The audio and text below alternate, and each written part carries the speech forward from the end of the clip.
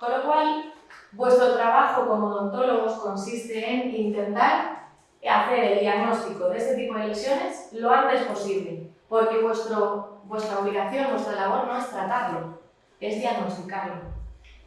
Así que, para ser buenos clínicos, lo único que tenéis que hacer es fijaros bien en los detalles. Tenéis que preocuparos por ese paciente. Tenéis que realmente hacer esa exploración como si fuera la única exploración que tuvierais que hacer en ese día. Porque si nadie encuentra una lesión, ese paciente le puede pasar algo malo. Con lo cual, es vuestra obligación el mirar, por lo menos. Y sabéis la diferencia entre ver, mirar y observar. Yo, para ver bien, necesito tener el órgano de la visión adecuado, correcto. Vosotros lleváis gafas, yo sé que Ángela las lleva por presumir, porque no las necesita, porque le quedan muy bien, pero yo las llevo porque no veo bien. Yo veo bien con gafas, sin gafas veo regular. Para mirar, yo tengo que dirigir la vista hacia un objeto o una persona. Entonces yo ahora te miro y te estoy viendo porque tengo mis gafas puestas. Pero para observar, o el proceso de observar, requiere una experiencia previa. Es decir, yo a ti es la primera vez que te veo. Por lo tanto, no me sé tu nombre. No te he estudiado previamente. Por mucho que te mire, no voy a saber diagnosticarte. Porque eres una patología nueva para mí. Yo te miro y digo, no me parece muy maligna. Algo maligna seguramente eres. Pero no me parece. Tienes un aspecto bastante benigno. Y yo puedo llamar a Carlos y decirle, oye Carlos, pues mira, hoy he tenido a una persona en clase que era rubia, muy guapa, con unos ojos color avellana preciosos, con una sonrisa muy sincera, con un no sé qué. Y entonces Carlos dice, ah, es... ¿Cómo es tu nombre? Urimare. ¿Cómo? Urimare. Jolín, macho. Lo voy a buscar el nombre normal. ¿De dónde eres? De Venezuela. Qué fuerte. Bueno, pues Urimare. Urimare. Vale. Pues la próxima vez que te vea no te olvides, o sea, no te preocupes que me voy a acordar de tu nombre. Pero porque ahora ya te tengo dentro de mi cerebro. Ya te miraré, te veré y con mi observación previa ya sabré que eres tú. ¿Vale? Con lo cual, por eso tenéis que estudiar y por eso esta clase de repaso que vamos a hacer así os va a venir muy bien para recordar esas lesiones que habéis visto durante la carrera, posiblemente en un momento en el que os daba igual, y que ahora que estáis a un mes de acabar la carrera, de repente empezáis a notar una presión por aquí, diciendo, yo no sé, cuando me quede yo solo con el paciente, si le voy a saber diagnosticar. Estoy segura de que vais a saber diagnosticar. Y tenéis que daros cuenta que las cosas no son siempre lo que parecen. A veces os vais a encontrar situaciones en las que, para poder hacer un diagnóstico correcto, tenéis que ver the big picture, ¿sí? Tú vas al detalle y luego tienes que darte cuenta de que en ese detalle hay cosas alrededor. Por ejemplo, si yo os digo que esta paciente tiene una hermana de la que no se separa, que están todo el día haciendo el mal juntas, que se lo pasan súper bien, nunca podríais imaginaros que la fotografía sería esta, que están las dos haciendo pues, el tonto, habiéndose hecho una trenza con su mismo pelo, ¿no? Entonces, para poder emitir un diagnóstico, tenéis que tener toda la información. Y para tener la información, tenéis que ser capaces de pedírsela al paciente. Porque el paciente piensa que vosotros sois dentistas y que solo os importa lo que tenga que ver con los dientes. Entonces, si tú a un paciente no le preguntas, ¿tienes lesiones en la zona genital? El paciente no te lo va a contar. ¿A ti qué te importa? Y a lo mejor te importa porque piensas que tiene una enfermedad mucocutánea. Entonces, hay preguntas que tenéis que ir directamente a realizarles a vuestros pacientes. Pues por ejemplo eso, o cuándo fuma, o qué drogas consume. No culpabilizarnos, sino tiene que darse cuenta ese paciente que sois los médicos de la boca, sin más. Así podéis tener lesiones como esta, que de entrada dices, uff, no sé lo que es, pero luego ves un molar roto y dices, hombre, muela rota, herida en la lengua, muela rota, herida en la lengua, yo creo que acabo de hacer un match, ¿sí? Acabo de descubrir que en realidad tiene ese empaste roto y que en realidad cuando le arregle ese empaste o le ponga un provisional o le quite el filo, la lesión de la lengua va a desaparecer. Y lo que tenéis que hacer es comprobar que esa lesión desaparece. Porque si la lesión no desaparece, esa no era la causa. Y esto es lo más importante que os vais a llevar casi de mí hoy, es eso.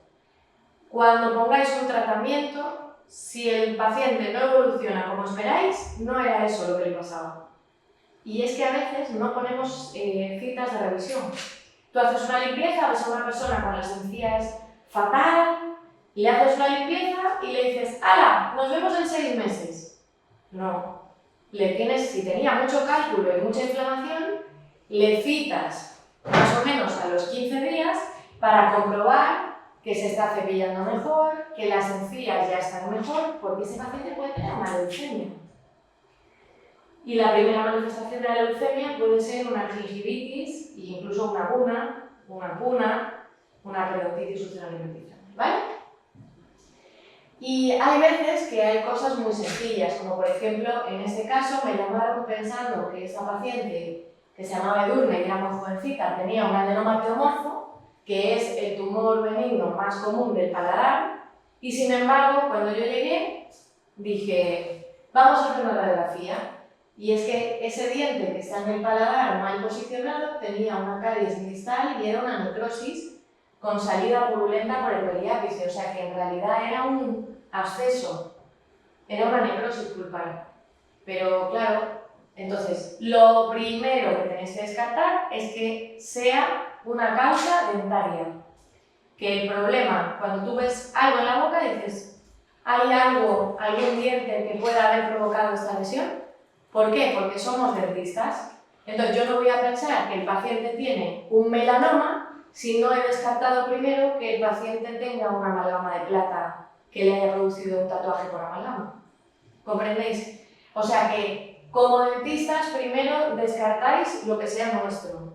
Segundo, comprobáis la evolución del tratamiento que habéis instaurado y hacéis una exploración sistemática que es clave para el éxito de vuestros tratamientos. En ese timelapse que acabáis de ver, lo que he hecho es una exploración completa, maxilar superior e inferior, que tarda menos de 1 minuto.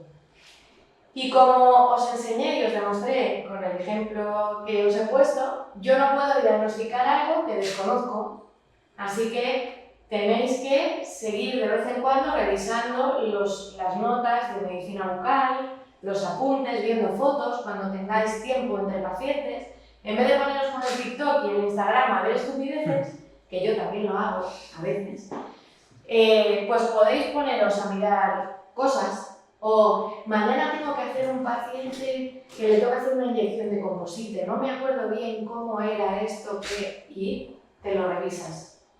Y vosotras que estáis en cuarto, cuando tenéis la agenda de la semana que viene, podéis mirar lo que hay que hacerle a ese paciente y pensar cómo le vas a hacer ese empaste. Y le voy a poner el dique, y voy a poner este clamp, y lo voy a poner en el 7, y después le voy a poner una matriz sectorial Paloden, y le voy a hacer. Y visualizar os va a ayudar a hacerlo mejor, porque en realidad ya lo habéis hecho en vuestra cabeza. Entonces, cuando yo tallo una carilla o cuando yo hago un caso difícil, en realidad es la segunda o la tercera vez que lo hago, porque yo lo visualizo en mi cabeza. Primero lo voy intentando ver todos los problemas que puedo ir encontrando, ¿no? Así que no podemos diagnosticar lo que no conocemos, pero sí que es vuestra obligación saber lo que es normal de lo que no. Y una vez que sabemos si es normal o no, saber si es benigno o maligno. Él es maligno, tú eres benigno. A él ya le conozco más, ¿sí? Así que si veis algo que os se salga de la normalidad, por favor, tenéis el comodín del público. Siempre me podéis escribir por Instagram. Oye, Carmen, he visto esta lesión, paciente con, eso sí, antecedentes, fumador, le han cambiado de medicación, o no lo asocia a nada, o no tiene lesiones en otra parte, que yo vea que os lo habéis currado. Lo que no puede ser es una foto, además normalmente hecha con la luz del equipo que amarillea todo y no se ve un carajo, y dices, ¿qué es? Y digo yo, pues ahora mismo no sé si es boca o culo. puede ser cualquier cosa, pero si me orientáis un poco y me decís, mira esta lesión en mucosa yugal derecha, en mucosa yugal izquierda no hay nada, el paciente no es fumador, tiene antecedentes de no sé qué, no sé cuánto, os puedo ayudar seguro, pero con un poquito de historia clínica. Así que vamos a revisar juntos las lesiones orales más prevalentes, primero, que os vais a encontrar en vuestra práctica diaria. Y me baso para ello en una tesis de una profesora que tuvisteis en la carrera que se llama Trinidad García, que daba en materiales, ahora creo que da en otra cosa, y es una investigadora pues, y una persona excelente. Entonces hizo un estudio en la universidad sobre 1000 pacientes, que es una población muy amplia, para ver cuáles eran las lesiones más prevalentes en un momento en el que todos los pacientes que pasaban por la clínica los supervisábamos un profesor de medicina bucal. Con lo cual, imaginaros, a mí no se me escapa nada, pero nada. A ninguno de los profes de medicina bucal se nos escapa nada de la mucosa. Hoy en día, pues puede ser que a lo mejor si el profesor no sabe mucho de médica, se le puede escapar algo, porque te puedo asegurar que si yo me dedico a la endodoncia o a la ortodoncia, a lo mejor la medicina bucal se me olvida un poco, ¿no? Lo que no usas se te olvida. Entonces, en este momento, esta tesis se hizo cuando había un profesor de medicina bucal en cada turno, que a mí me pareció una idea excelente. Así que sepáis que en el 25% de los casos, lo que os vais a encontrar son lesiones traumáticas. De manera que cuando un paciente venga y es que me duele mucho que me ha salido una úlcera, lo primero que tenéis que pensar es que se ha mordido, se ha quemado o se ha clavado algo, ¿vale? Así que tenéis que observar que no haya ningún diente con ningún filo, que no haya ninguna obturación rota, que no haya ningún retenedor de una prótesis que esté más abierto de lo que debería y que esté provocando una herida, que no haya una tacha de ortodoncia que se haya roto un trozo y esté rugoso y que esté provocando daño. O, por ejemplo, en esta foto de aquí abajo, lo que hay es que a la paciente tenía una candidiasis y entonces le pedimos que se quitara la prótesis para dormir. Y llevaba una prótesis sobre implantes, una prótesis implanto-retenida mucosoportada. Y tenía una candidiasis brutal. ¿Qué pasó? Que se quitó la prótesis y los aditamentos de prótesis, que eran de un sistema muy agresivo, le hicieron esas heridas en la lengua. Sí, le quité los hongos, pero le destrocé la cara ventral de la lengua. Con lo cual, para esta señora me inventé un dispositivo que era como una célula Michigan para que durmiera. Y entonces era solo para protegerle que no le clavaran los aditamentos en la lengua y que le mantuviera la dimensión vertical por la noche, para que no se le cerrara y que no tuviera problemas de ATM. Me pareció muy buena idea y la señora está muy contenta y dejó de tener hongos. Así que no está todo inventado.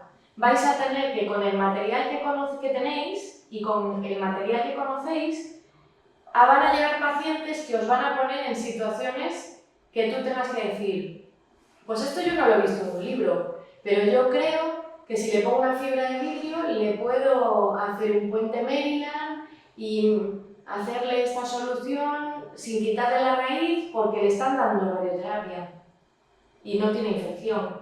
Y vas a poder hacer un montón de cosas conociendo el material y sabiendo qué cosas puedes y qué cosas no puedes hacer. A veces puedes hacer cosas muy creativas.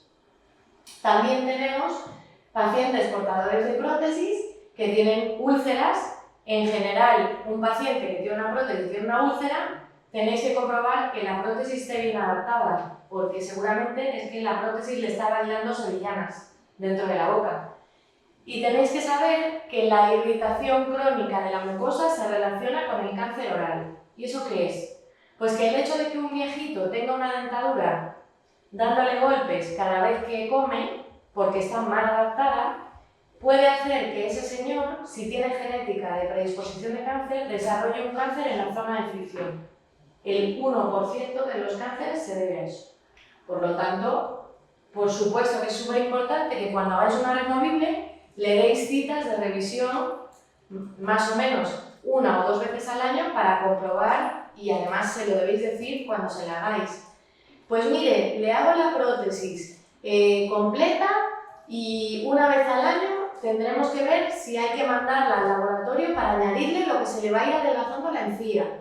Y se lo dices. ¿Por qué? Porque todo lo que le digas antes de que le pase, el paciente va a decir, es que mi dentista es muy lista, mira qué buena es, qué bien. Ya me lo avisaste, cuando me lo hiciste ya me dijiste que me iba a pasar. Eso genera confianza. Y hoy en día das así un golpe y salen 100 dentistas. Y tú tienes que ser el diferente, el que la gente quiera ir a ti porque eres buena persona y porque sabe que no eres dentista para ganar dinero, que también, sino porque te gusta lo que haces. Y los pacientes eso lo notan. Entonces, es súper importante que seáis esa persona diferente. Por supuesto, recordad que las úlceras, cuando son traumáticas, normalmente tienen los bordes irregulares, para que sepáis que como es un trauma, generalmente no son regulares. Y deciros también que las estomatitis aftosas eran aquellas úlceras que salían y que la característica más importante que tenían era la recurrencia, es decir, que salen de vez en cuando. A veces no somos capaces de saber por qué salen o por qué no, pero sí que tenéis que tener claro el patrón de recurrencia que tienen. Es decir, me salen una vez al mes y me salen 2 o 3. Entonces tú ya sabes que eso es una estomatitis aftosa mayor o enfermedad de Sutton, ¿sí? Entonces, eso tendrá un tratamiento. Si al paciente le sale cuando se estresa, por ejemplo, pues tendrá otro tratamiento. Pero si le sale porque es un paciente que tiene celiaquía, pues posiblemente será porque ha comido algo de pizza. Y recordad que las enfermedades gastrointestinales muchas veces en la cavidad oral se manifiestan en forma de úlceras, porque la boca es la entrada del tubo digestivo. Así que celiaquía, enfermedad de Crohn, cualquier síndrome malabsortivo, déficit de vitaminas, anemias, leucemias, todo eso puede dar úlceras en la cavidad oral. Entonces, cuando un paciente os dice que tiene úlceras, tenéis que generalmente pedir una analítica de sangre. Hombre, si tiene una úlcera única, porque se ha molido, pues no. Pero si le salen úlceras constantemente, tenéis que preguntaros por qué.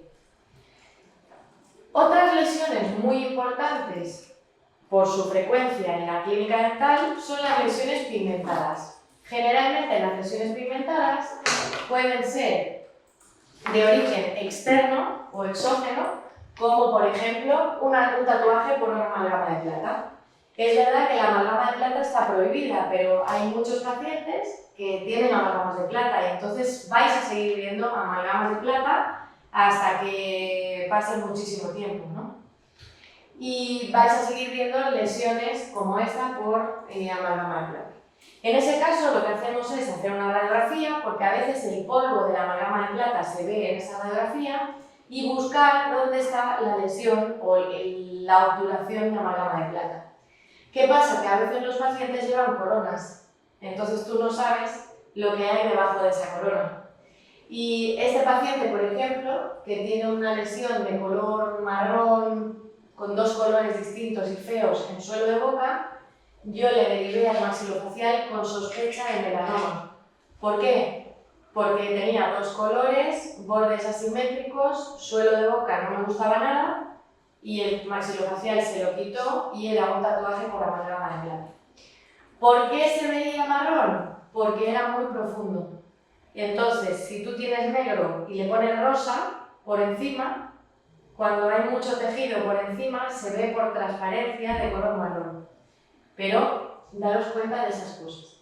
Y luego tenéis síndromes, que se os han olvidado ya, que los visteis también en tercero, que era el síndrome de Addison, que es asociado al cortisol, o el síndrome de Peutz-Jeghers, que era asociado a patología gastrointestinal. Cuando veáis a un paciente con manchas melánicas de ese tipo, le tenéis que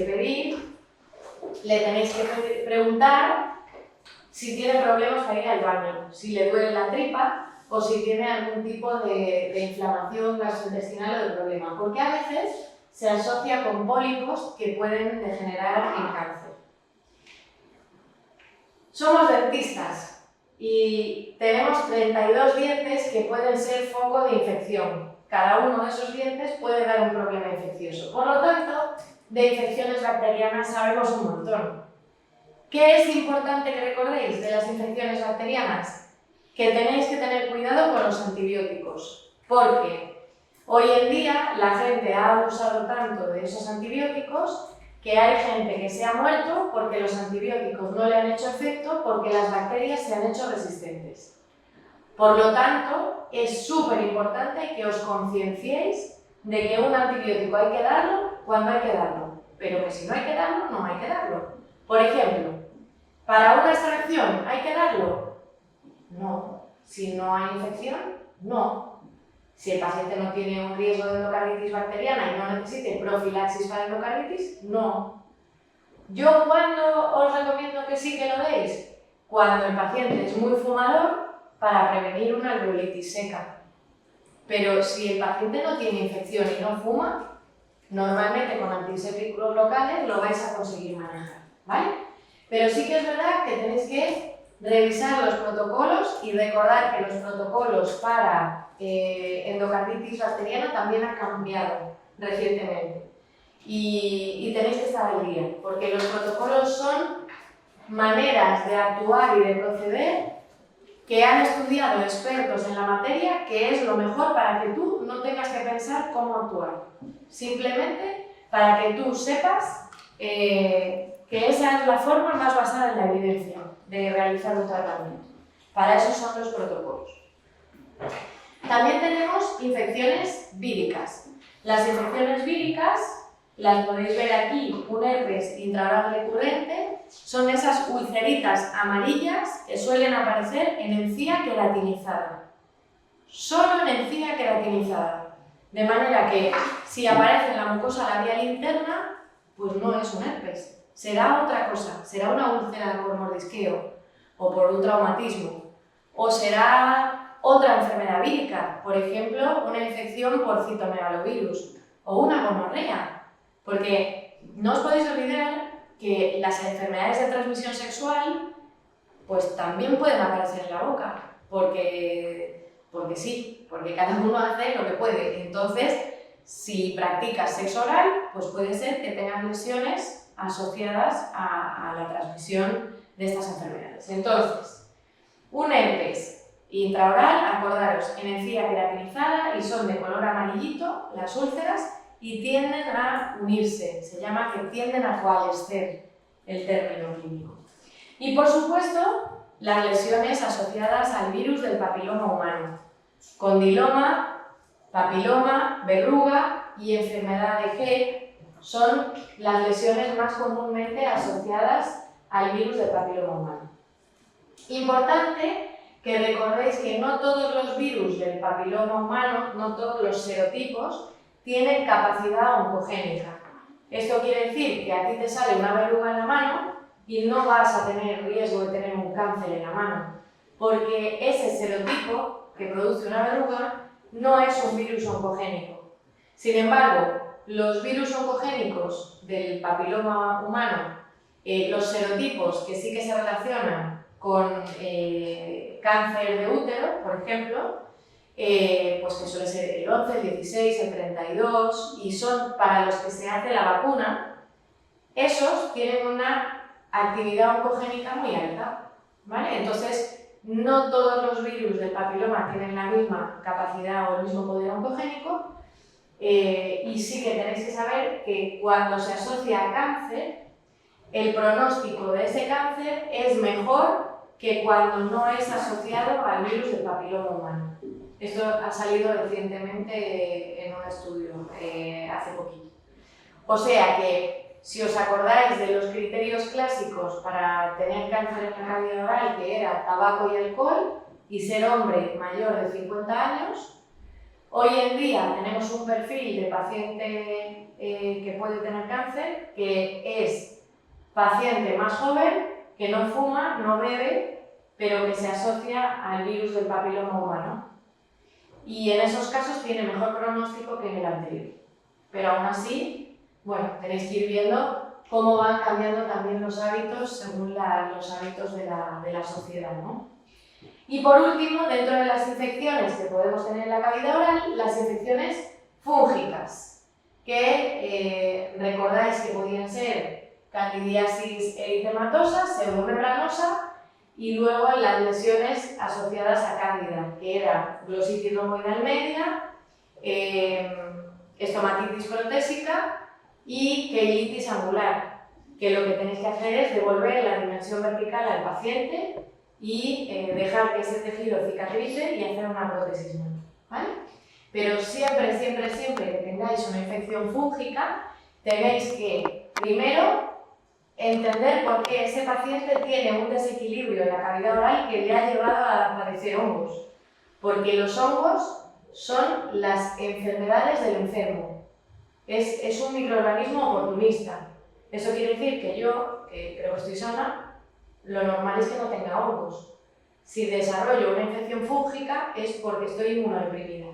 Y estoy inmunodeprimida o porque me he tomado una medicación como corticoide o antibiótico que me ha desequilibrado la microflora, ¿no? El microbioma oral e intestinal, o porque tenga una inmunosupresión de base y que en realidad esa cándida esté aprovechando mi estado de defensa, ¿no? que tengo. Ya terminando un poco el repaso de lo más importante, tenéis que saber que hay pacientes que desarrollan enfermedades inmunológicas en aproximadamente el 4%, 5% de los casos. Y estas enfermedades inmunológicas pues son generalmente el líquen, el lupus, enfermedades ampollosas como pénfigo, penfigoide, eritema sudativo, que son menos comunes. La más común de todas es el líquen. Lo que pasa es que yo creo que está infraestimado, porque la gente no es capaz de diagnosticarlo. El líquen no siempre sale, como en los libros, unas estrías ahí súper llamativas. A veces es algo difuso.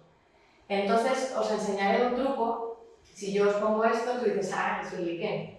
Claro, tiene estrías de Wickham. Pero yo te enseñaré algunos líquenes que los conseguimos diagnosticar pidiéndole al paciente que se enjuague con vinagre de manzana. Y luego os lo enseño. Es un truco que se utiliza en algunos países, como por ejemplo en la India, para screening de las lesiones potencialmente malignas. Como no tienen dinero, buscan cosas que les ayuden a ver mejor la mucosa. Desecar la mucosa hace que esas lesiones blancas se vean más. Y por eso, pues es muy buena idea utilizar ese tipo de ayudas, ¿no? En la clínica. Luego os lo enseñaré. Y las lesiones blancas son bastante comunes en la cavidad oral. Fijaros, tenemos lesiones de este tipo, que son un morsicatio buccarum y morsicatio linguarum. Es súper importante que recordéis que el morsicatio es un hábito parafuncional. Eso quiere decir que es un paciente muy nervioso y que se muerde como el que se come las uñas o el que no para quieto con la pierna. Es ese tipo de hábito, ¿vale? Entonces, no tiene morsicatio el que se muerde una vez. Tiene morsicatio el que está todo el rato haciendo así. Y de hecho, le dices, uy, tú te muerdes la mejilla. ¿Yo? No, te vas a lavar las manos y cuando te das la vuelta está tal cual, como un conejito, ¿vale? Entonces, lo normal es que busquéis causas de fricción y causas de lesiones a nivel mucoso. También tenemos lesiones blancas asociadas a la fricción por cepillado, que estamos todos muy locos hoy en día y que la gente está muy estresada y muy alterada. Entonces, el movimiento del cepillado, que debería ser de arriba abajo con la técnica de Bass que todos sabemos, hay pacientes que se cepillan así y con un cepillo demasiado agresivo y se hacen hiperkeratosis friccionales. Voy a apagar un poco. Dale, tranquilo. Porque si no, no se ve. Pero yo creo que así lo veis mejor. Bueno, sí. ¿Sí? ¿Seguro? Sí, como esté más cómodo, sí. ¿Así ves? ¿Seguro? Sí. Vale. Tranquilo. Entonces, fijaros, cuando veáis una lesión blanca y una recesión en la encía asociada y esa recesión tiene forma de pico, Eso se llama estrías de Stillman. Las estrías de Stillman lo único que demuestran es que el paciente se hace daño al cepillarse. Entonces tú ves una lesión blanca por fricción y una estría de Stillman y lo que tienes que hacer es cambiarle las técnicas de higiene al paciente y volver a revisarlo, ¿vale? Porque si no, ese paciente va a acabar con un injerto de tejido conectivo, porque probablemente ya acabe con un injerto, ¿no? Y dentro de las lesiones blancas, y el motivo por el que Carlos, vuestro compañero, me ha pedido que os dé una charla hoy, es para hablaros de los desórdenes potencialmente malignos. Recordad que ya no se le llaman lesiones precancerosas, porque no todas pueden convertirse en cáncer, pero sí que tienen un poder superior que otras lesiones para convertirse en cáncer. Por eso se dice potencialmente maligno, no precanceroso. Precanceroso es un término obsoleto y quien os lo oiga decir va a pensar que habéis estudiado en una universidad muy mala. Así que ya nunca más lo vais a decir precanceroso. Yo sé de algunas universidades que lo siguen diciendo, pero aquí no. Entonces, tenemos esto, los trastornos o desórdenes potencialmente malignos. Este artículo que veis aquí, que es de un autor que se llama Guarnacula-Surilla, que es más difícil que tu nombre y me costó un montón aprendérmelo, este libro, este artículo, yo lo tengo como si fuera la Biblia y de vez en cuando me lo leo. Es el mejor artículo de desórdenes potencialmente malignos del mundo. Este señor trabaja en el Eastman Dental Institute en Londres. Si tenéis la oportunidad de oírle alguna vez en vuestra vida, es un señor muy interesante y muy listo. Guarnacula-Surilla. Bien, pues se dice que la incidencia de lesiones o desórdenes potencialmente malignos en la población general es inferior al 3%. Pero yo creo que esta tasa está infraestimada. Es decir, yo creo que existe bastante más, pero que no se diagnostican, porque la gente no mira habitualmente, ¿no? Cada vez los dentistas más jóvenes le vais dando más importancia a este tipo de exploraciones, ¿no? Y para que un paciente desarrolle un tumor, se puede provocar de dos formas. Siguiendo la carcinogénesis y la progresión del cáncer oral de tejido normal a una leve alteración, de repente el tejido tiene un poquito de displasia, luego una displasia severa y luego un carcinoma invasor, o el cáncer te puede salir ¡pum!, de un día para otro. Cuando el cáncer te sale de un día para otro, te quedas vendido a que sea el propio paciente el que te diga me salió esto aquí, ayer, y que tú lo veas y digas ostras, pues a ver lo que es, ¿no? Pero cuando a un paciente le viene una lesión, por ejemplo, una placa blanca que no se desprende al raspado, y el paciente no le duele y no le da ninguna importancia, si vosotros no la miráis, va a seguir la progresión hasta que se convierta en un cáncer. En el 4% de los casos, porque no todas van a malignizar, ¿vale? Por eso, 4 de cada 100 pueden convertirse en cáncer.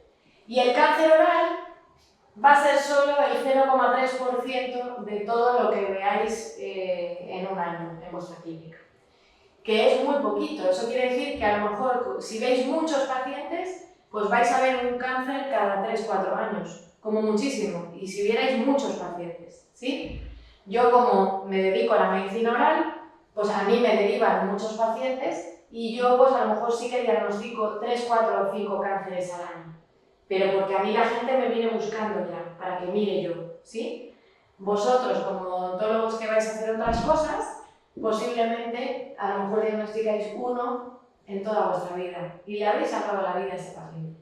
O sea que será un momento difícil pero muy bonito. Bien, pues podemos decir que el cáncer más común en la cavidad oral es el carcinoma oral de células escamosas, que es el 40% de todos los que ocurren en la cavidad oral. Y tiene una supervivencia, si lo diagnosticamos pronto, del 50% en 5 años. Eso quiere decir que el otro 50% se muere. Fijaros qué importante es el diagnóstico precoz, porque el cáncer en la cavidad oral metastatiza, ¿sí?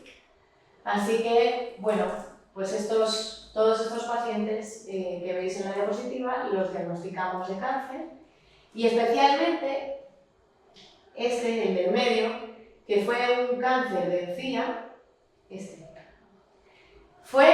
a este señor le vino Dios a ver, porque vino a la clínica porque se casaba su hijo. Y entonces me dijo, se casa mi hijo y vengo a hacerle una limpieza. Veis que era fumador de puritos, de estos marrones que huelen fatal. Yo es que el tabaco no puedo, pero...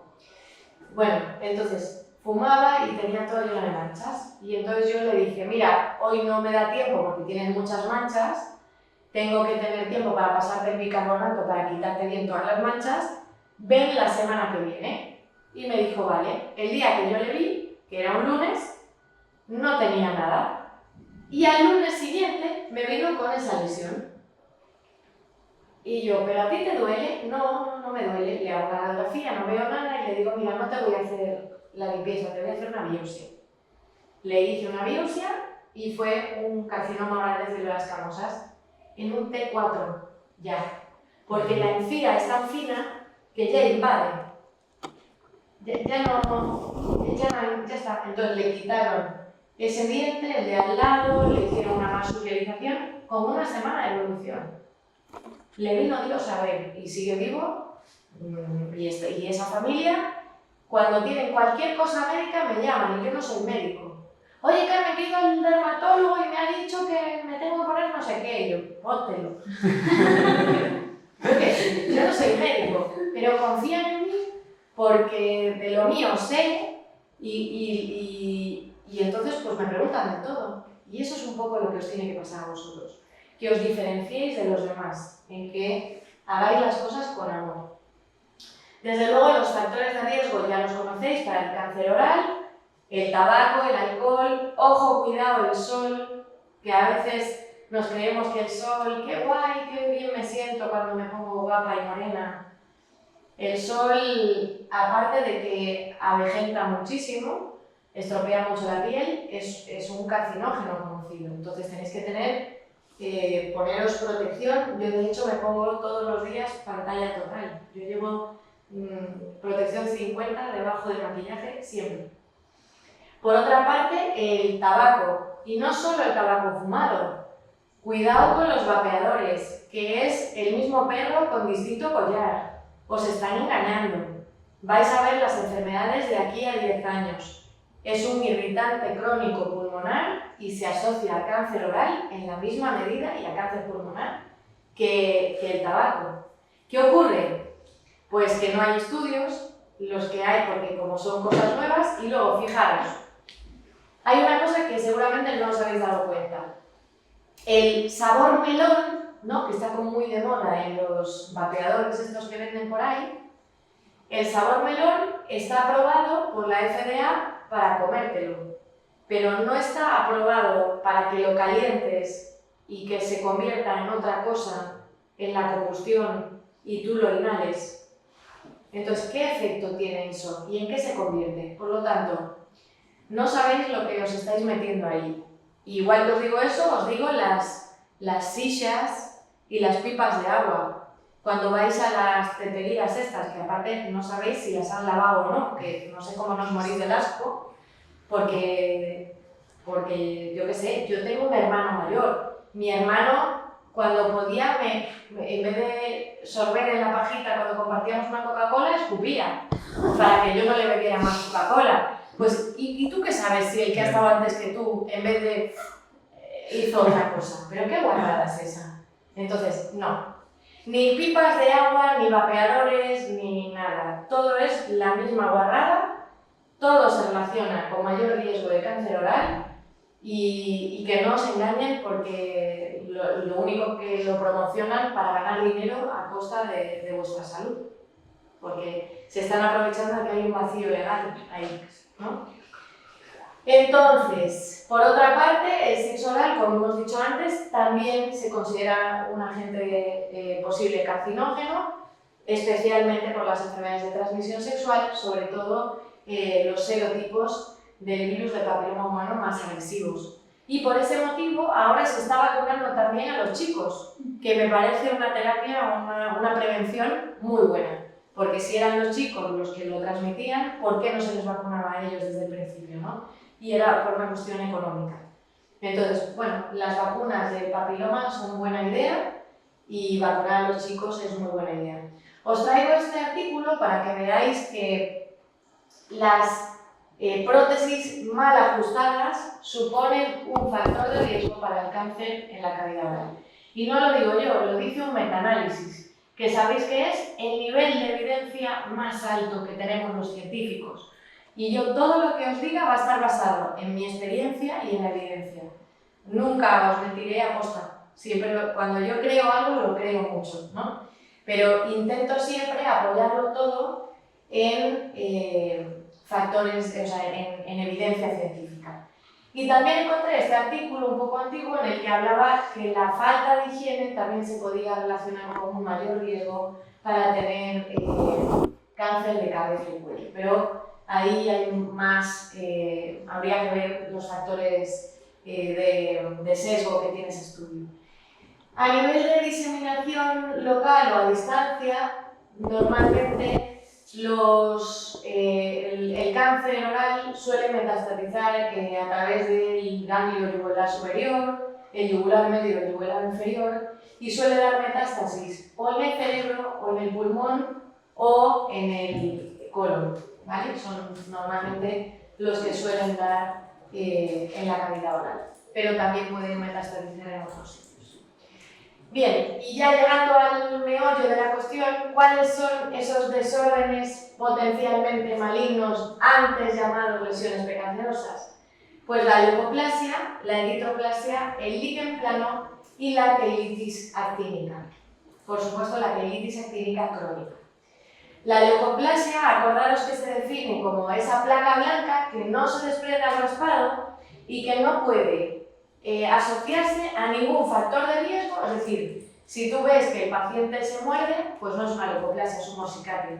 Si tú ves que el paciente se cepilla a lo bestia, pues no es una leucoplasia, es una hiperkeratosis friccional. Si tú ves que el paciente se está mordiendo porque le está saliendo la muela del juicio, no es una leucoplasia, es una hiperkeratosis friccional por la muela del juicio. Llegas al diagnóstico de leucoplasia cuando has descartado todo lo que podría ser que provocara una lesión blanca y no encuentras la causa, ¿vale? Y se asocia fundamentalmente a tabaco. Entonces, hay leucoplasias más extensas, leucoplasias menos extensas. Fijaros, esta es una leucoplasia, acordaros que podían ser homogéneas o no homogéneas.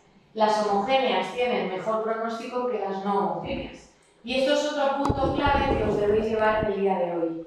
Las lesiones que tengan dos colores o que sean no homogéneas suelen tener peor pronóstico que las que son bonitas, muy brillantes, con bordes bien definidos. Esas suelen tener mejor pronóstico que las que son heterogéneas. Así que esta, que se puede considerar no homogénea porque en esta zona de aquí es más exofítica, en esta zona de aquí es más plana, pues esta leucoplasia tiene mal pronóstico, ¿vale? Porque es no homogénea. O la localización. Recordad que la localización suelo de boca es muy mala porque ese tejido es muy atrófico y enseguida pueden entrar las células malignas a dar metástasis a las zonas, como hemos visto, a los ganglios yugulares, a los digástricos y pueden enseguida diseminarse, ¿no? Fijaros qué mal aspecto tenía eso. O por ejemplo, pues esta que está más definida, pero que tiene un aspecto un poquito más verrucoso. Esta lesión no duele, entonces si tú no la miras, si no la buscas, no vas a encontrarla, porque el paciente no te va a decir, mira lo que me ha salido. El paciente solo te va a decir, mira lo que me ha salido cuando es algo que se lo ve y que le molesta estéticamente. No, pero eso no me va a ver, es que no se me ve. Y tú, hombre, pero tienes que comer bien. No, esa muela no me la comas, ¿no? Bueno, entonces, el diagnóstico de leucoplasia siempre se hace una vez que hemos descartado todas las lesiones blancas que hemos estudiado, nemo blanco esponjoso, hiperkeratosis friccional, disqueratosis congénita, Mosaicato buccarum, todas las lesiones asociadas al tabaco, sabéis que pueden asociarse a la presencia de una leucoplasia. Entonces, el diagnóstico, si la lesión está asociada al tabaco, lo que tenéis que hacer es pedirle al paciente que deje de fumar. El paciente deja de fumar y a los 15 días le volvéis a revisar. Si la lesión está desapareciendo, era una leucoplasia asociada al tabaco. Y si deja de fumar, puede desaparecer de todo. Ahora, si os encontráis el típico paciente que te dice que fuma porque le encanta y que prefiere morirse a dejar de fumar, le hacéis la biopsia directamente. Y ahí podéis tener leucoplasia con displasia o leucoplasia sin displasia. Ahora, si el paciente no es fumador, le hacéis la biopsia directamente. ¿Y qué tipo de biopsia? Siempre incisional. ¿Por qué? Porque tú lo que quieres es diagnosticarla, no quieres quitarla.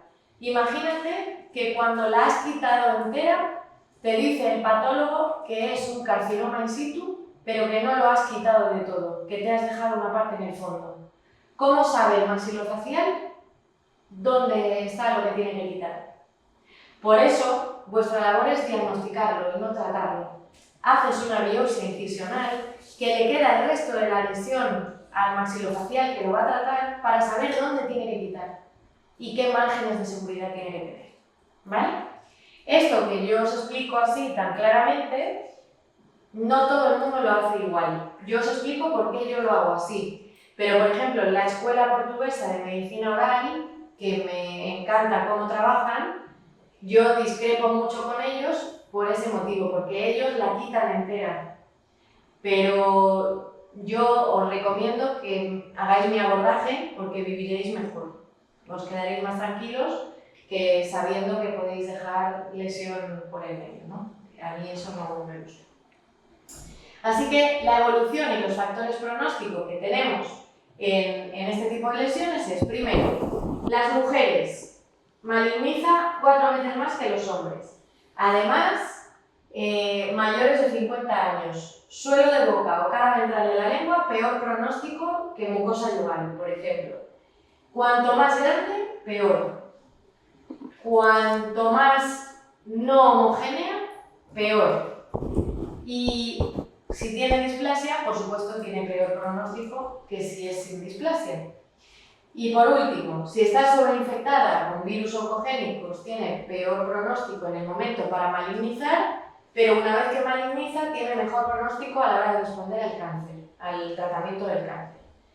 Y por supuesto, el tabaco y el alcohol de forma conjunta potencian que las lesiones potencialmente malignas se conviertan definitivamente en cáncer. Por lo tanto, cuando detectéis que una persona fuma y bebe alcohol, que esa es otra pregunta que tenéis que hacer en la historia clínica, porque muchas veces los pacientes os dicen, le dices, ¿fumas? Sí.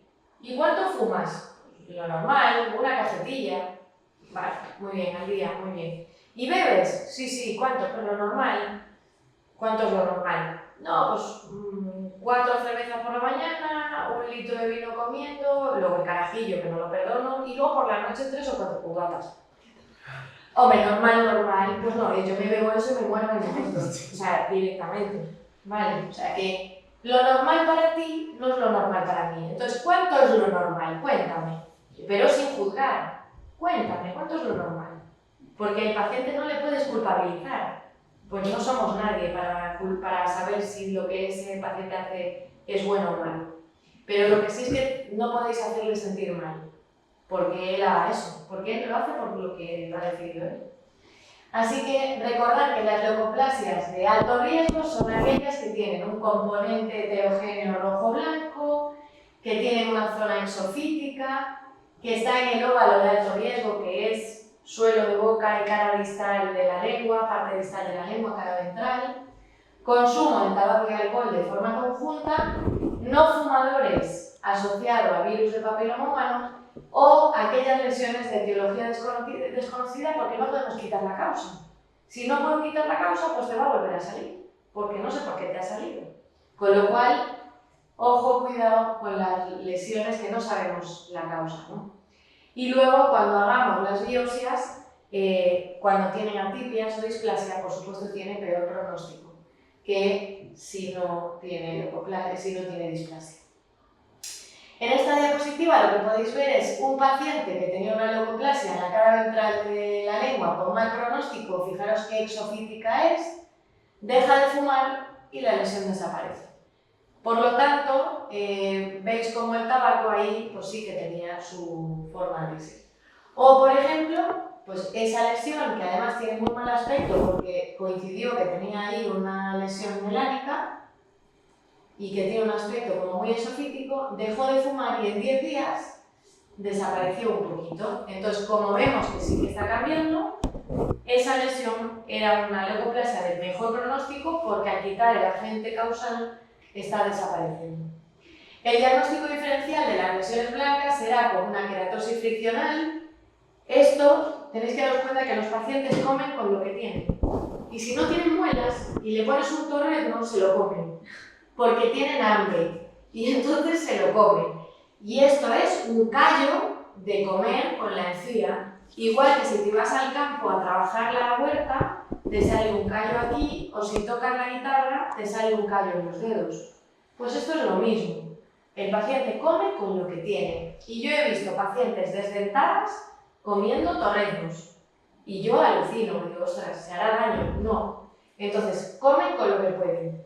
Si os encontráis esta situación, por ejemplo, y vais a dedicaros a la prótesis sobre implantes o a los implantes, normalmente cuando le coloquéis los implantes con sus prótesis, la lesión va a desaparecer, porque ya no va a friccionar sobre la encía, ya friccionará sobre las coronas sobre implantes, ¿vale? Así que no hay ninguna contraindicación a poner una prótesis sobre implantes ahí, que muchas veces me preguntan, ¿y qué hago? Pues ponle algo para que no se roce, para que pueda comer. En que el momento que le pones se le va el problema.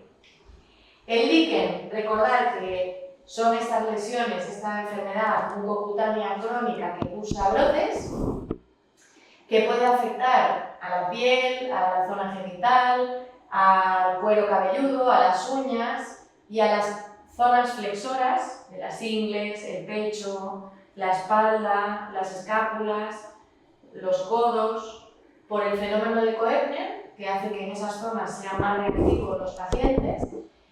Y esa enfermedad está considerada un desorden potencialmente maligno, aunque que tiene menos potencial de malignización que otros que veremos después. Para que consideremos una lesión liquenoide tiene que ser unilateral y es bastante frecuente que esté asociada a un material dental, como por ejemplo en este caso una orificación y una amalgama de plata, o una corona recién cementada con un cemento resinoso nuevo que le dé alergia al paciente. Una pregunta, ¿con el líquen plano también para diferenciarlo con la leucoplasia harías la biopsia, no? Siempre, sí. El líquen plano siempre hacemos una biopsia, normalmente huyendo del plano de oclusión, porque si no el patólogo te puede decir que el paciente se mueve. Claro, la línea de oclusión se mueve. Te vas o más arriba o más abajo. Le coges un mordisquito y el patólogo entonces te dirá líquen plano, en este caso atrófico erosivo, ¿sí? Pero siempre hacemos una biopsia porque el tratamiento del líquen plano es con corticoides. Si yo le doy un corticoide a un paciente y desarrolla una diabetes, una hiperglucemia, yo tengo que justificar por qué le he dado un corticoide. Yo no puedo ir dando medicación así porque sí. Con lo cual, yo primero te diagnostico y luego te pongo el corticoide. Y entonces ya digo, no, es que este señor tiene una enfermedad mucocutánea crónica que hay que bajarle la inflamación. Las reacciones liquenoides, lo que os decía, es unilateral. Quemaduras, esto es una quemadura por blanqueamiento. Cuando hagáis un blanqueamiento y coloquéis la barrera gingival, si se os mueve la barrera gingival, le vais a quemar al paciente un poquito. No pasa nada. Como eso se hace sin anestesia, al paciente le tenéis que decir, si notas que te pica la encía o algo, avísame. Y entonces quitáis, si os dice que le molesta, quitáis el blanqueamiento y quitáis la barrera gingival que se os ha separado y le echáis agua inmediatamente. Yo esto lo suelo tratar con unas ampollas de vitamina E. Entonces, tiene como un aceitito dentro, tú la pinchas y saca un aceitito y le haces un poquito de salsa, un poquito de grana y eso enseguida coge el color normal, ¿vale? Así que eso es pasajero, pero bueno, que sepáis que es una lesión blanca. Los gránulos de Fordyce son amarillos, no son blancos, y no es ninguna patología, así que no tenéis que biopsiarlo, pero recordadlo porque puede ser un motivo de consulta de un paciente, de ¿me ha salido esto? No, eso es un acúmulo ectópico de grasa, es benigno y no tiene ningún problema y no te voy a dar ningún tratamiento. La parálisis nicotínica se da en esos pacientes que fuman mucho y lo que se produce es una afectación de las glándulas salivales accesorias. Entonces se obstruyen y por eso se ve ese punteado rojo que hace que la glándula accesoria del paladar no funcione, la glándula salival. Entonces esto se aconseja que el paciente deje de fumar, claramente.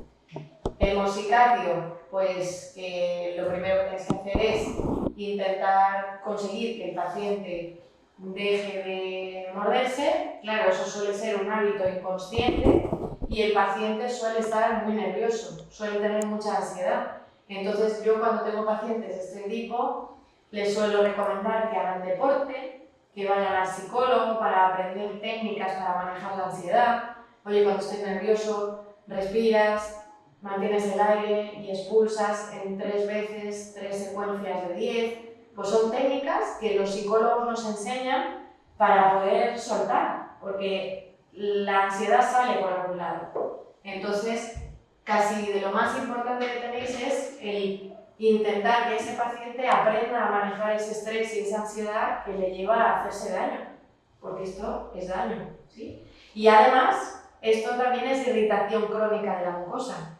Por lo tanto, aunque no se lo vais a decir al paciente, el 1% puede desarrollar cáncer porque está todo el rato friccionándose ahí. Entonces, la irritación crónica nunca es buena. Esto es una irritación crónica, así que tenéis que conseguir que el paciente deje de hacerlo. ¿Yo cómo lo hago? Le pongo una férula Michigan inferior más gorda hacia la mejilla, de manera que cuando el paciente quiere morderse no puede. Entonces, cuando ya desconecta el cerebro del hábito, ya le puedes quitar parte del grosor a la férula y dejárselo como férula para dormir. Y ya no lo vuelven a hacer. También, cuando una persona se muerde las uñas, le hago alineadores, retenedores de ortodoncia, porque es imposible que te muerdas las uñas con un retenedor. Entonces, deja de hacerlo también. ¿Vale? El típico que se muerde todo el rato, regalarle un retenedor o cobrárselo, pero es una forma muy útil de quitarle el hábito de morderse las uñas. Después tenemos el leucoedema. El leucoedema es esa lesión que al apretar la mucosa se ve como una gelatina sobre la superficie del diente, perdón, de la mucosa. Y cuando estiras, desaparece. Eso ocurre en algunas personas, especialmente en gente con la piel más oscura, y no se sabe por qué, pero no es nada malo. Pero sí que a veces coge un color bastante llamativo y te puedes creer que es algo malo, y no lo es, nada más lejos de la realidad. Lo que sí tiene mucho potencial maligno o de malignización y está en la pirámide de lo más alto de malignización que podemos encontrarnos es la eritroplasia, que es la lesión potencialmente maligna más peligrosa y más agresiva en la cavidad oral. Y esa lesión ocurre muy poquito frecuentemente, muy poco frecuente, y se ve como una placa de terciopelo rojo, asintomática generalmente. Y cuando le hacemos la biopsia, en el 90% de los casos ya es un carcinoma. Yo os puedo decir que es tan poco frecuente que he visto en mi vida 2 o 3, no he visto más, y todas eran ya un carcinoma en sí. Pero es verdad que la primera causa de placa blanca suele ser una inflamación. Entonces tenéis que ver que no hay nada que inflame y en caso de duda, hacéis la biopsia, que es lo mejor que podéis hacer. El líquen plano, os recuerdo que es la enfermedad mucocutánea crónica autoinmune que cursa brotes y que puede también hacer que las uñas sean muy frágiles. Entonces, a veces le podéis preguntar a los pacientes, ¿tienen las uñas quebradizas? Ah, sí, ¿cómo lo sabes? No, porque he visto unas lesiones en la boca y los pacientes se quedan muy sorprendidos de cómo pueden saber eso, ¿no? Y esto es un líquen las distintas formas que puede tener, pues un líquen en placas, un líquen atrófico erosivo, un líquen reticular, y todos ellos pueden ser sintomáticos o no, que muchas veces creéis que el líquen reticular es siempre asintomático, y no, a veces da síntomas. De hecho, si da síntomas, le tenéis que poner corticoides. Si no da síntomas y es reticular y solo tiene componente blanco, no le ponéis tratamiento, solo lo vigiláis cada 6 meses. Pero si el paciente os dice que sí que nota que lo tiene inflamado y que le molesta, le ponéis un corticoide suavito, en enjuague, en solución acuosa, ¿sí? Porque eso tiene muy poquita absorción sistémica. Otra cosa útil que os traigo es la presencia de gingivitis descamativa. Vais a ver pacientes que tienen este tipo de encías que están como rojas, pero a la vez tienen como un patrón blanco raro, que dices tú, algo le pasa, no sé el qué. Bueno, pues a estos pacientes miradles las mucosas yugales, porque os va a llamar la atención la cantidad de líquenes que sois capaces de diagnosticar, porque veáis algo raro en la encía. Y fijaros, traigo a esta paciente que la vemos en policlínica con muchísima enfermedad periodontal, con estrías blancas de Wickham y lesiones en mucosas yugales. Le hicimos la biopsia, nos dio lo que sabéis, degeneración hidrópica, infiltrado de linfocitos T en banda, y el tratamiento se hace con cubetas. Y esto os lo traigo porque es algo que se os olvida, que lo podéis hacer. Se hace como las cubetas de blanqueamiento, con las máquinas de vacuum. Entonces, cuando tú le tengas que poner una medicación a un paciente en una zona, le haces un vacuum y le pones eso y os sirve de cubeta para la medicación. Pues esto los dentistas normales no lo saben y no lo hacen. Entonces, cuando un paciente solo tenga lesiones en la encía y no tenga lesiones reticulares muy llamativas y en mucosas yugales, le ponemos el corticoide en hora base o en gel oral para que lo ponga en la cubeta y se lo ponga. De manera que el tratamiento es mucho más efectivo y tienes mucho menos riesgo de que se lo trague. Y hacéis como un espaciador. Sí, eso lo hago con silicona fluida, que es más barato que con barrera gingival. Lo podríais hacer con barrera gingival, incluso si tienes tiempo lo puedes hacer con barniz de uñas dándole muchas capas, que te sale más barato, pero también lo puedes hacer con composite fluido caducado, que yo tengo a toneladas por ahí por la clínica, porque lo uso para hacer un montón de cosas de este tipo, ¿no? Composite fluido caducado, lo pones ahí, fenomenal. Así que le ponemos acetonio de triamcinolona en gel oral al 0,1% y para que no tenga una sobreinfección por hongos le damos enjuague de listatina o de agua con bicarbonato entre tomas. Y hombre, la señora mejoró bastante. Pero esto es una enfermedad mucocutánea crónica, cuando la señora se descontrole volverá a tener otro. Os traigo el caso de Luisa, que es una paciente que, fijaros, en la mucosa yugal se ve algo, pero no se ve. Se ve, pero no se ve. ¿Lo veis? ¿No? Está ahí que sí que no. Pero claro, esta señora tenía una lesión en el paladar, que ahora os lo voy a enseñar. Bueno, esto fue después de hacerle un enjuague con vinagre de manzana. ¿Lo veis que lo veis más? Sí. Lo blanco se ve mucho más. Bueno, pues en la zona esta del paladar, aquí, la señora llevaba una prótesis y entonces el dentista que nos la mandó a la poli decía que eso era un roce de la prótesis y a mí no me da aspecto de que eso sea roce de la prótesis, entonces le hice una biopsia. El dentista le estuvo retocando la prótesis, pero la lesión no se iba. Como no se iba, no era eso. Entonces le hice una biopsia y fue un carcinoma in situ. Y esa señora pues está, mirad, le hice una biopsia con un colorante vital que se llama azul de toluidina, en el que tú le pones ácido acético, azul de toluidina y ácido acético otra vez. Y las zonas que se quedan teñidas de azul se supone que son zonas donde hay mucha mitosis celular, es decir, el tejido se está reproduciendo. Fijaros que la zona que está exofítica tenía mucho azul.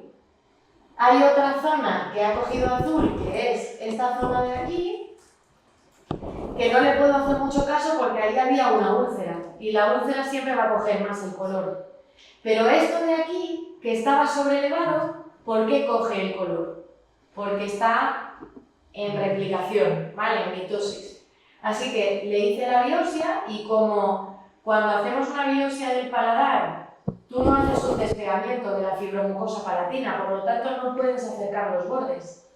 ¿Entendéis? Os queda un agujero. Entonces yo le pongo una esponjita hemostática, un espongostán, un gelatán, y le doy un punto cruzado para que no se meta comida porque me da mismo que va a quedar rojo, ¿vale? Pero que sepáis que cuando hacemos biopsias en el paladar, pues que hacemos eso. Y esta es Josefa, que es una paciente que vino a la poli porque su dentista le decía que tenía esta lesión asociada a la muela del juicio. Y entonces le quitó la muela del juicio, pero la lesión no se fue. Y entonces Josefa empezó a darle a la cabeza y dijo, pues a ver qué va a ser esto, pero yo voy a que me vean a la universidad. Y entonces se vino, pagó la primera visita, o sea que ella estaba con la cabeza ya pensando que podía ser algo, y cuando abrió la boca, os puedo decir que esto huele a necrosis, esto huele a tejido muerto. Esto no es una lesión normal, esto es un cáncer de mucosa yugal. Entonces cuando abrió la boca, yo la miré y le dije, muy bien, pues efectivamente esto no está asociado a la muela del juicio que ya te han quitado y la lesión sigue ahí, entonces vamos a ver qué hospital te toca de referencia. Tenéis que saber que en España el Consejo de Dentistas tiene un acuerdo para que todos los odontólogos de España que vean una lesión como esta, yo puedo hacer una carta de interconsulta y decirle al paciente que se vaya a su hospital de referencia que tenga un servicio de maxilofacial. Por ejemplo, esta señora era el Clínico de Madrid. Entonces yo le escribí una carta con una foto, así en grande. Siempre hago fotos para que, si no quieren verlo, que lo vean, ¿no? O sea, cuando ven les impresiona la foto, ¿no? Le hago la foto y pongo, querido compañero, esta paciente tiene una lesión que es una úlcera con bordes evertidos, fondo sucio, de un tiempo indeterminado de evolución. Mi diagnóstico de sospecha es un COCE, carcinoma oral de células escamosas, que lo pongo así para que la paciente, si abre el sobre, no sepa lo que es, porque yo no quiero decirle lo que yo sospecho, pero yo sí le digo a la paciente, esta lesión no tiene buena pinta, y si eres mi madre, te la quitan mañana y no pasado. Con eso la paciente ya no le doy mucho margen a que diga, bueno, voy a pedir una segunda opinión al dermatólogo. No, digo, te vas con esto a urgencias. Y tal. Lo que suele ocurrir con esto es que llegan a urgencias, lo ven y directamente la meten para hacerle el preoperatorio y en menos de una semana está operada. Le has ahorrado el médico de cabecera, que el médico de cabecera le manda el maxilofacial, que el maxilofacial le recita 6 meses más tarde y que el carcinoma metastatice, ¿vale? Por eso, cuando tengáis claro que es un cáncer, no podéis dudar directamente al médico, a urgencias. Ahora, si es una leucoplasia, no, porque la leucoplasia puede ser mala o no. Esa la tenéis que manejar vosotros. Pero cuando tú ya sepas que es un cáncer, no lo toques, lo derivas, ¿sí? Y yo os voy a ayudar siempre. Eso no lo deriváis. Esta era Josefa, que tenía un líquen también. O sea, esta paciente que tenía ese cáncer en mucosa yugal tenía un líquen que nadie le había diagnosticado. Entonces, ¿cómo sabemos si es que ella tenía un líquen y malignizó o qué? Pues es que veis que esto es muy difuso.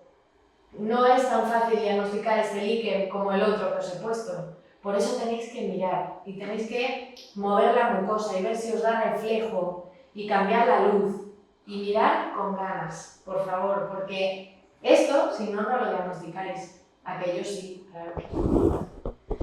Así que, como consideraciones finales, para mí el líquen planoral pues estaría un poco infraestimado. Y luego, os traigo también una perlita, y es decir, os dije que tenéis que formar a vuestro equipo a vuestra imagen y semejanza. Cuando tú tengas tu propia clínica, tu personal tiene que identificarse contigo, tiene que ser tu marca, tiene que ser una prolongación de ti. porque influye muchísimo en el diagnóstico del cáncer oral. Además, vuestro equipo os tiene que complementar, tenéis que estar coordinados, comunicaros bien, confiar unos en los otros y comprometeros con la clínica. Es decir, si tienes un auxiliar que a las 8 menos 5 estás ahí mirando y tú tienes que hacer una extracción porque el paciente está muy mal, pues me da igual que sean las 8 menos 5, luego te pago la hora extra, o te doy un día libre o lo que tú quieras, o el negocio, el acuerdo al que hayáis llegado.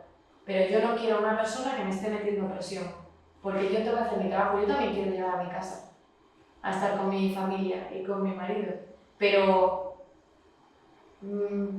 mi obligación es darle el mejor servicio al paciente, y esto no es un supermercado, esto no es el Mercadona. Entonces, el que quiera el Mercadona, que deje la odontología, porque en la odontología hay que dar servicio a los pacientes y hay que tratarles como te gustaría que te trataran a ti o a tu padre o a tu madre. Eso es lo que hay. Así que, en general, los trabajos en equipo, yo hago lo que tú no puedes y tú haces lo que yo no puedo. Y juntos tenemos el universo para llegar a lo que queramos, pero en equipo, ¿sí? Y muy importante la labor de todos y cada uno. Y me voy a decir, bueno, la recepcionista, pues la recepcionista, fijaros, hay un estudio súper interesante que lo hizo Manuela Sorilla y la Universidad de Santiago de Compostela, que investigan un montón de cosas súper interesantes en Santiago de Compostela. Y entonces decían que el retraso diagnóstico del cáncer oral se podría prevenir si los equipos estuviéramos bien preparados. Si tú a tu auxiliar de tu clínica le dijeras, oye fulanita, si alguien llama y dice que tiene una lesión en la boca y que no le duele y tal, dale cita en el momento, que venga esa tarde. Pero fulanita dice, uy no, yo he quedado esta tarde con un churri, me tengo que ir a hacer las ingles brasileñas, esta no la veo yo hoy. Uy, el doctor está muy ocupado y como te duele, pues como no te duele, pues te voy a dar cita para el mes que viene. Amigo, pero es que esto pasa. Entonces, ¿qué hicieron? El estudio fue la leche. Llamaron a 100 clínicas de Galicia por teléfono, haciéndose pasar por... Es que me parece buenísima la investigación, deberíamos hacer algo así. Llamando, haciéndose pasar por un paciente, diciendo cosas, y a ver cómo respondían las auxiliares, la recepcionista. Os partís de risa con el estudio. Así que aleccionar a vuestro personal, que estén a vuestro nivel, pagarles cursos de formación obligatorio. Es decir, tú por trabajar conmigo tienes que estar al nivel al que estoy yo. Y si yo me formo, tú te formas. Así que tú te vienes conmigo a los congresos de prótesis, te vienes conmigo a SEPES, te vienes conmigo a... Porque tú y yo, si vemos un aditamento, tenemos que saber lo que es. Y tenemos que estar alineadas, ¿sí? Hacer equipo. Nuestro equipo, la higienista, la recepcionista, todos tenemos que estar orientados a que al paciente se le dé el mejor tratamiento posible. Y por supuesto la prevención del cáncer oral es posible si todos estamos alineados y si todos conseguimos hacer promoción y prevención de la salud. Estamos ya terminando y os recuerdo que el Consejo de Dentistas nos recomienda biopsiar todas estas lesiones. Lesiones exofíticas, lesiones ampollosas, lesiones de dos colores, placas blancas que no se desprenden al raspado. Todas estas lesiones son biopsiables. O lesiones con el aspecto reticular que habéis visto que pueden ser líquenes, ¿no? Pero no se biopsian ni estructuras anatómicas normales como las papilas foliadas o los grándulos de Fordyce o el conducto de Stennon. Eso es una estructura anatómica normal que no se biopsian. Y tampoco se biopsian los hemangiomas, ni los melanomas, los hemangiomas por riesgo de sangrado y los melanomas porque no los solemos cortar porque metastatizan por vía hemática. Por lo tanto, cuando sospechéis que algo pueda ser un melanoma, lo debéis derivar al maxilofacial directamente. Los grándulos de Fordyce, el conducto de Stennon, los torimandibulares tampoco se biopsian y nosotros como odontólogos pues tenemos que ser la cabeza dirigente y un poco la cabeza pensante del tipo de clínica que queremos tener y del tipo de clínica o el tipo de tratamiento que le queremos ofrecer a nuestros pacientes. Así que No sé si alguna vez habéis visto este vídeo, pero trabajar en equipo os va a favorecer que vuestro trabajo sea mejor y juntos vais a llegar a donde no llegaríais nunca por separado.